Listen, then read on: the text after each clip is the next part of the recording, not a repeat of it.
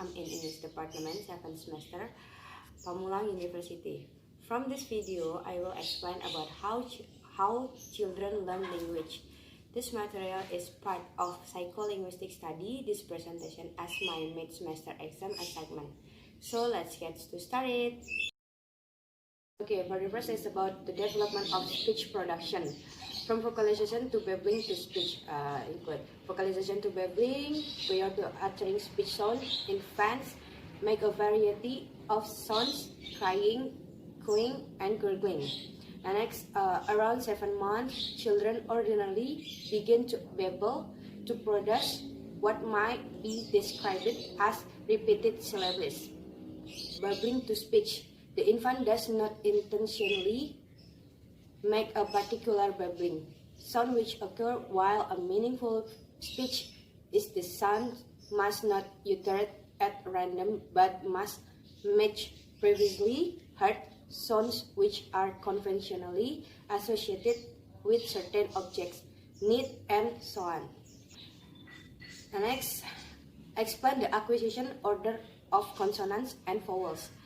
In a meaningful speech phase, it appears that consonants are acquired in front to back order, where front and back refer to origin of the articulation of the sound. Vowels seem to be acquired in back to front order. Early speech stage: naming, holoplastic, calligraphic, morphemic. Naming: one word utterance. First is, children can decide to have learned their first word. And next, ordinarily, children speak along with psychological movement. And next, holoplastic function. One word utterance. Children do not only use single words to refer to objects, they also use single words to express complex stuff which involve those objects. And next, telegraphic speech. 2 and 3 word utterance. Variety of purpose and semantic relations. Next, low incidence of function words. Close approximation of the language word order. Syntactic versus semantic analysis. And then morpheme acquisition. 1, 2, and 3 words utterance have been acquired. Children have something on which elaborate. And then the Brown morpheme acquisition research. Brown focused on the acquisition of different function words and inflection in English.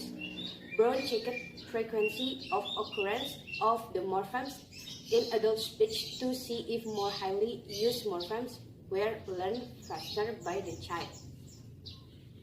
Steinberg's explanation. The order of morphemes acquisition can be explained directly and simply by applying psychological learning principles. Variable 1 is to observability of refrain. Variable 2, meaningfulness of refrain. Variable 3, distinctiveness of sound in signaling the refrain. And then morpheme reference which are more observable and carry more meaning will be more quickly learned than those which are not.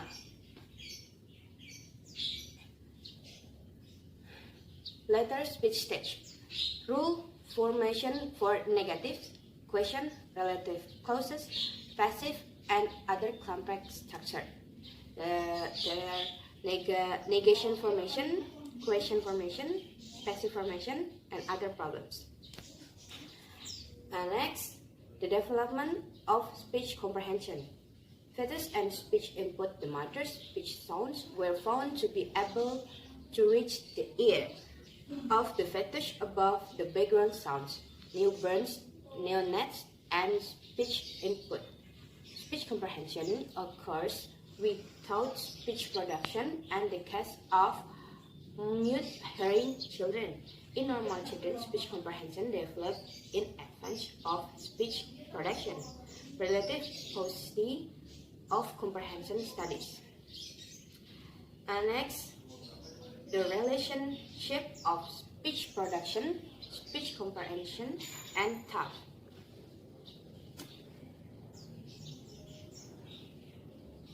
Okay. Speech comprehension necessarily precedes speech production. Children must be able to comprehend the meaning of the language before they themselves can produce it. Children first need to be exposed to utterance with a clear connection to the articles referred to before they themselves can begin to say such utterance. Children may sometimes repeat words or phrases they hear, but this is not evidence for learning unless the sounds are used in meaningful context that is suitable for the sound from thought as the basis of speech comprehension.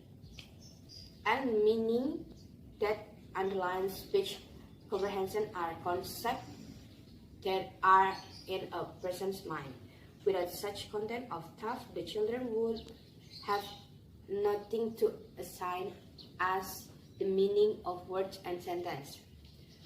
One cannot begin to learn such abstract words without first learning words for objects which are directly observable in the world. Next, presence and baby talk. Present is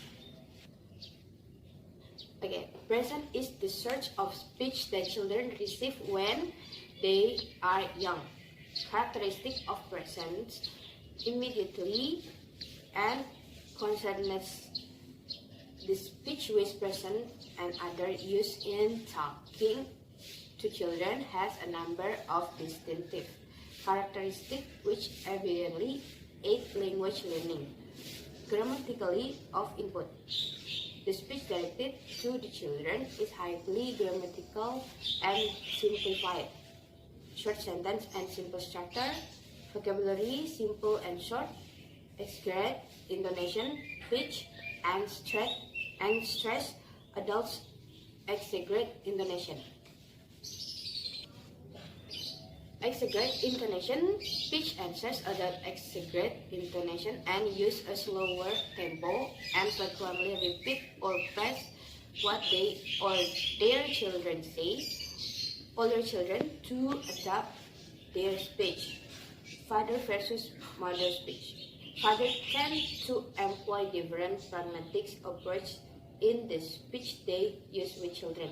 Baby talk.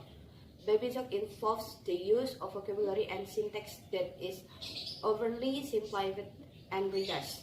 Vocabulary baby talk words is they are supposed to represent the sounds which various things makes.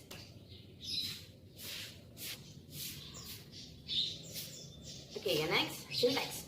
Syntax play a less prominent role in baby talk than does vocabulary.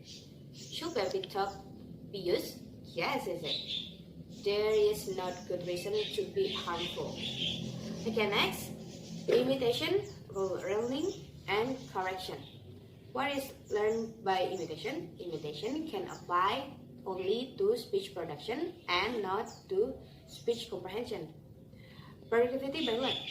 Children have formulated rules in their minds according to which they construct novel utterance. And then the frequent futility of correction. Correction does not play an important role in grammar learning. The children does notice his or her own incorrect speech. And learning abstract words. Children acquire the meaning of words begun with the concept and go on to the abstract. Children learn abstract words by experiencing this word. And then memory and logic in language learning. Memory. Two basic types of memory operate in language learning. First, associative learning, where a connection is formed between an object and the sound from the name of that object. And second, episodic learning, where whole events or situation are remembered along with phrase and sentence that others have spoken. And last is logic. Logic as children use inductive logic and young children use deductive logic. Okay, that's all my presentation. Thanks for watching. See you.